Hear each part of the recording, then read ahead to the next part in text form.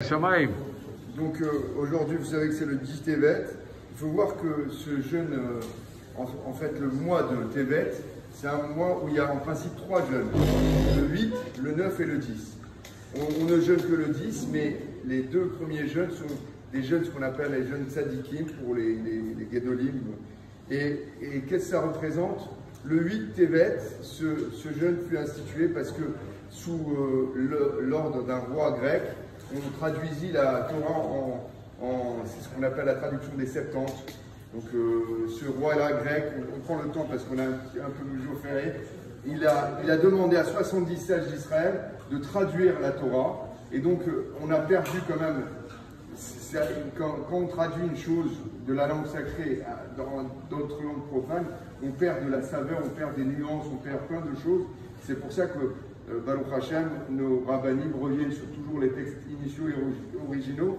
Et ce que je voulais vous dire, c'est qu'il y a eu un miracle malgré ça. C'est que Akadosh Baruch Hu a envoyé de la névoie à tous ces sages et ils ont traduit la Torah en grec de manière parfaite. Chacun était isolé pourtant dans des cellules et chacun a traduit une Torah, la même chose. Il y avait même une forme de miracle aussi parce que la femme de ce roi-là, ce roi qui s'appelait Talmaï, elle s'appelait Arnevet, c'est-à-dire un lièvre.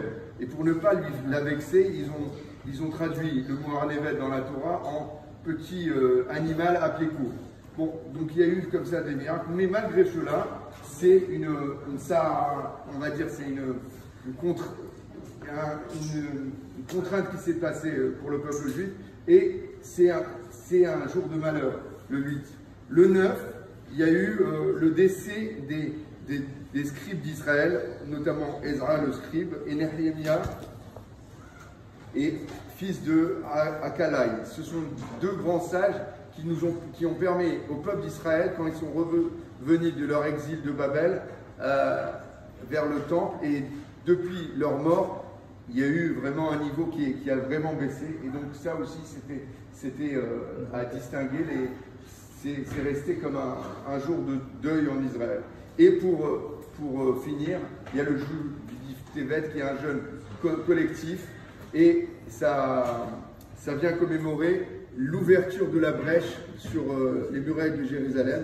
Et c'est à partir, en fait, le Nabuchodonosor est venu faire le siège à Jérusalem. Ce siège dura 3 ans, et à partir du 10 Tevet, on va dire même le 9 Tevet, il y a une faille sur une brèche, une faille sur les remparts. Et à partir de ce moment-là, le 9 Av, c'est-à-dire quelques mois après, ça a conduit à la destruction et à la destruction du Beth Amikdash.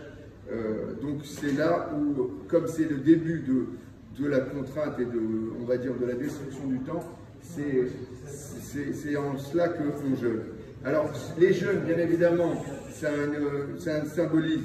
C'est surtout pour marquer l'événement, mais aussi pour que l'on puisse, devant Akadosh Baruch Hu, revenir au principe qu'on puisse prendre conscience, on fait une introspection, et de manière à ce que Baruch Hashem, avec cette prise de conscience, il nous envoie la rédemption, c'est-à-dire le Mashiach ben Amen.